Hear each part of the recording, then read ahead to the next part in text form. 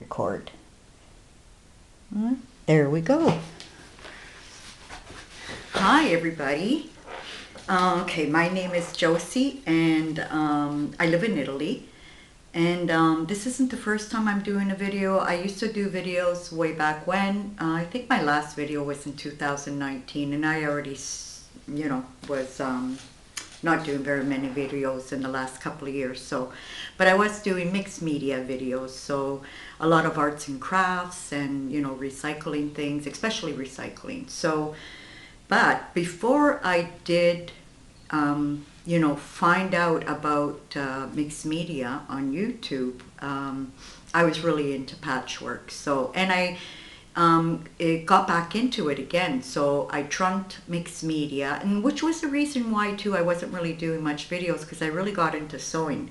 And back then I didn't think ever about doing videos on quilting because of the fact that I never edited my videos. So I thought that's going to be really hard to do, because you got to edit. You can't do a whole quilt in a half an hour that you could do a video, mixed media or crafting video.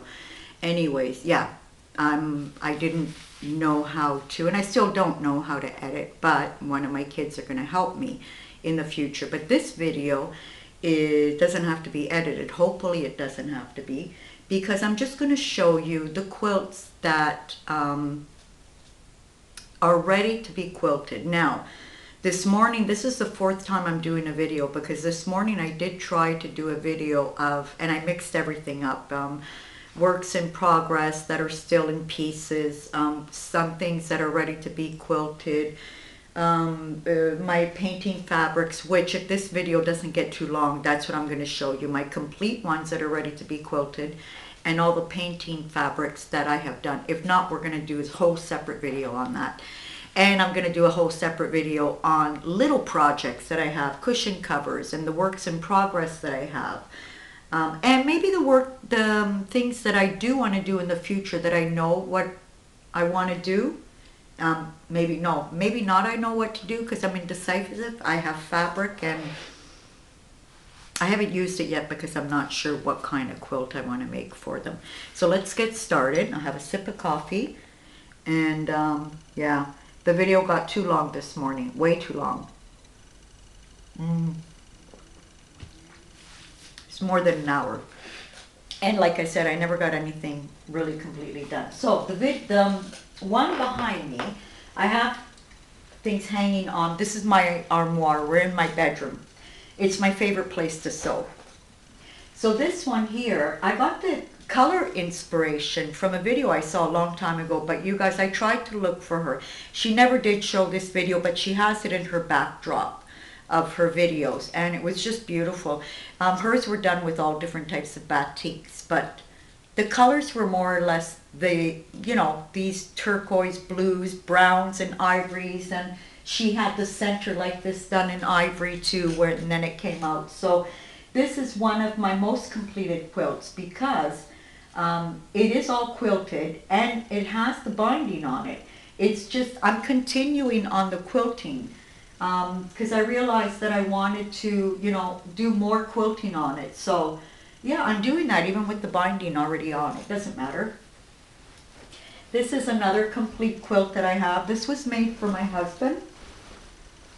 So it's all done with flannel shirts, my kids' flannel shirts, my husband's flannel shirts. The whole families are here. There's my father-in-law's, something of my sister's. Yeah, lots of flannel shirts too. And I have another one of these, which I'll show you now, that's ready to be quilted. Oh, big quilts. This was my first attempt to quilt as you go. Now this was bought, this fan design here is a Sizzix die. So I cut all the fans out, and why I say quilt as you go is because I quilted them as I go. Oh my goodness, there's some here that's starting to get, I have to go over that with the machine.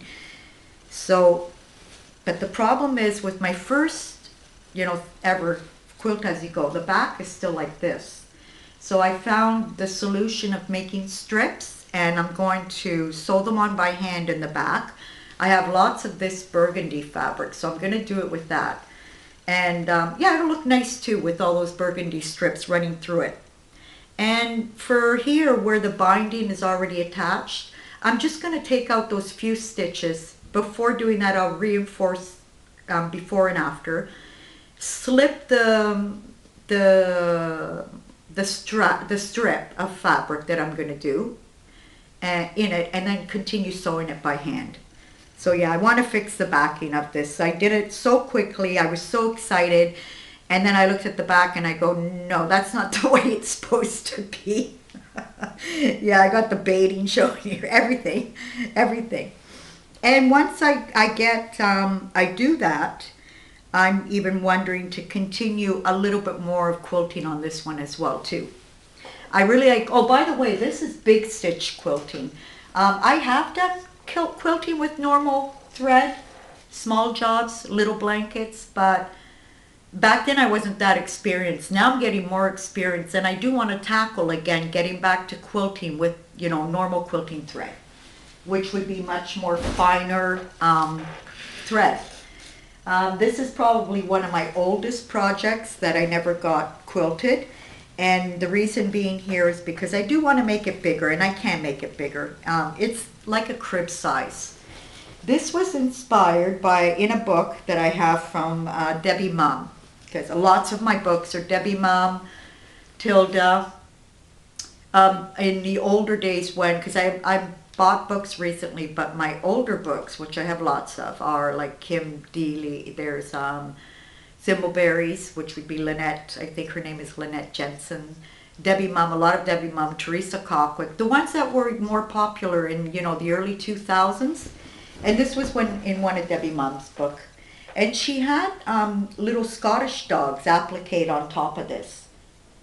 So, and I have, this is a big border, but I do want to put this burgundy. I'm going to find something that goes well with this burgundy, and I'm going to make a nice bigger border all the way around it. Because I have none of these fabrics left. I could do the burgundy and then do a nice ivory around it, or first do an ivory one and then do a nice burgundy one. I can get this bigger, at least to make it a lap size quilt, a good decent lap size quilt. Yeah, and this is, I really love this blanket because it gave me so much satisfaction that I became better and better at doing patchwork, because I did take just one little course, and then back when there wasn't YouTube, there wasn't anything that could help you other than books.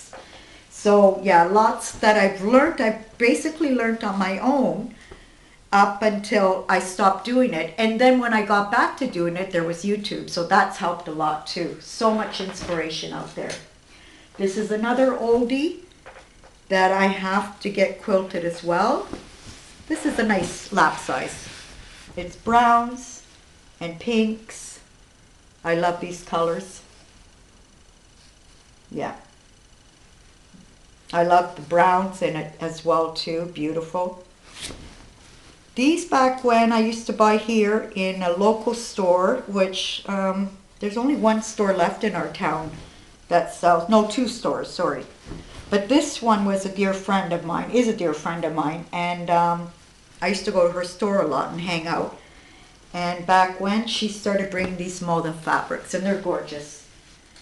Another one, this has a funny story to it because it was already made up, this quilt, just in normal big squares, 10-inch squares, let's say. I had this fabric by yardage, but I had cut it back then in 10-inch squares, and I didn't like the way it came out. I just didn't like it. So we took it apart, and I recut it and did a chevron design on it. So yeah, I have that. Nice, beautiful turquoise colors too. A lot of you will probably remember these fabrics as well. Okay, spend more time folding the fabrics, the things. This is a very, wait, I'll show you the older ones first instead of the recent ones, so that way we can go in order. This was just me playing around, had fabric in my hands that day, and wanted to get something some frustration out of me. And this one here is kind of like a crib size, but what I can do is get nice pinks and do borders around it. And of this, no, sorry, this fabric here I have lots of. So I'm going to do a nice big border. Actually, I'm even thinking of a nice scallop border. It would be the first time.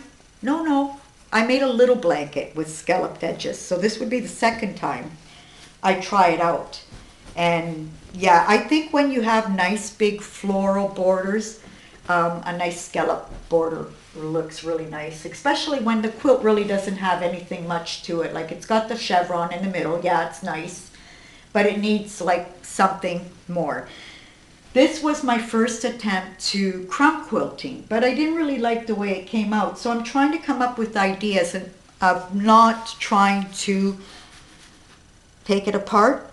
And so what I'm thinking is go wild on stitching all around these burgundy areas, and even on the white areas. I would go burgundy on the white areas and ivory here.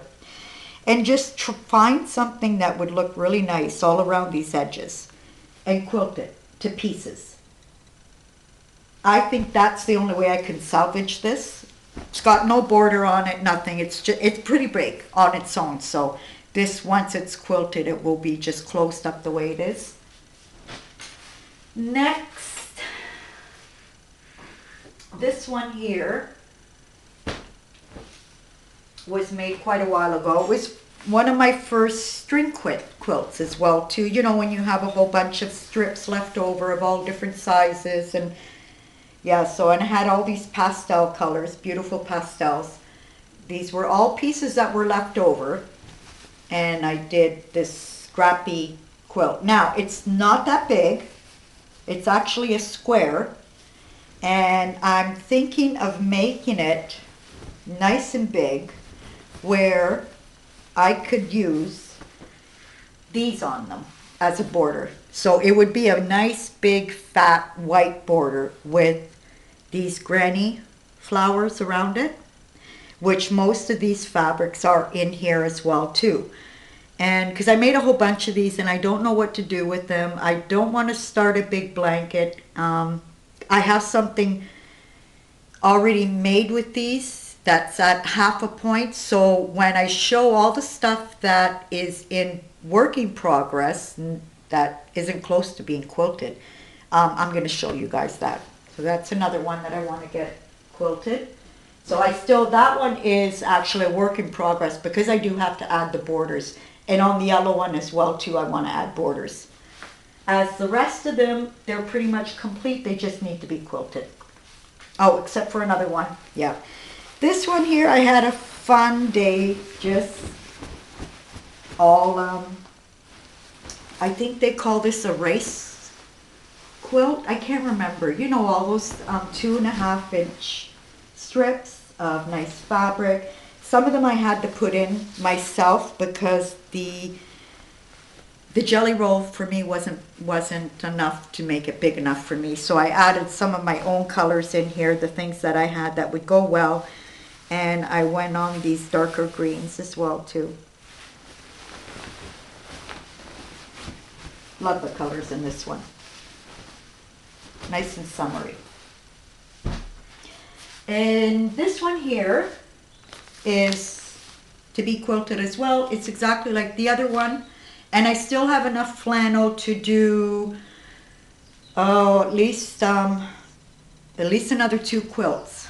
Yeah, because I received more flannel since, and I'm looking at the bag now, and I've also bought remnants of flannel sheets at the market, so I have those as well too. This one here, beautiful solids. I can't remember what kind of solids, if these are Kona or is it Kona Bella solids, or is there's Kona solids and then Bella's, I can't remember. Anyways, these are all solids that they were a 9 patch and then, what do you call this? A disappearing 9 patch. So what I did was, when I started them as the original 9 patch, they were purples with purples, all the lilacs and purples together. Once I had that 9 patch done of all similar colors, I started cutting them up and mixing them with the other colors, so it's become nice and colorful. But this quilt doesn't end here. I made this quilt because I want to add these on them. Now these big petals, the dye I bought from Missouri Star, and they're all done with salvages. So my dilemma here is why I haven't continued this as well too, is that I've tried about 10 times on how I want to position all these petals, and they have the fusible on the back side ready to be ironed on. So naturally, as I was trying them, I would try to pin them on. I'm indecisive, so if somebody can help me decide. I've tried flower shape, I've tried vine shape, I've tried putting them on as a big huge flower that starts from the middle and then just flares out to, and they all look good. It's just I can't decide. And then, oh, this is one of my, this was in the wrong place. This is one of my oldest ones. So, you know, when you get those panels and you don't know what to do with them. So this is, you know, you can tell that they're older fabrics. And I think this was Teresa Cockwick.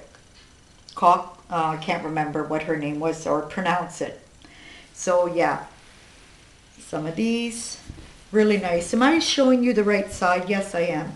So it's got beautiful little panels in it. And I do have more of these panels, and I'll be showing you soon with the works in progress, another project that I'm starting with that too. You see, I got too many projects started, and this is one of the reasons why I decided to get a video out there again, because it kind of helps me. I remember when I was doing the mixed media, it was kind of really helping me to finish my things, you know, do them, get them out of the way. So with this, you know, I can say, yeah, I showed them the videos and everything. I showed them the blankets, but I'm not concluding anything. So it could be an encouragement for me, yeah. So with all different types of scraps, I cut them in 2-inch squares, I think these were. And the funny thing about this is, as well, that to organize all these little squares is, I found a use of tea boxes that people have given me, but I don't really use for tea because of, I just like one certain tea, yeah, and it stays in its own box, so I get used to it. I got about 3 of these, which were given to me. So this is going to be done bigger, probably. I'm thinking of a nice border, because I have still lots of remnants of these fabrics, you know, in other types of forms. So I'm trying to think of something to do as a nice border around this. Just a simple little, it'll be a simple little lap quilt, probably for a kid. And then, oh, this is really sad. This is my oldest one. I don't know why the oldest ones were on the bottom. But this was, oh, this beading too. It's like polyester, complete polyester, the good old days, right? So this was stenciled by me, and I think this is the stencil. I can't remember if it's a to-do stencil. They're called to-do, or Debbie Mom's stencil. But yeah, I stenciled all the fabric. These were already washed previously as well too, apart being ironed. And they're little ballerina bears on roller skate. No, not roller skates, sorry, skateboards. Some of the bears are already quilted by hand.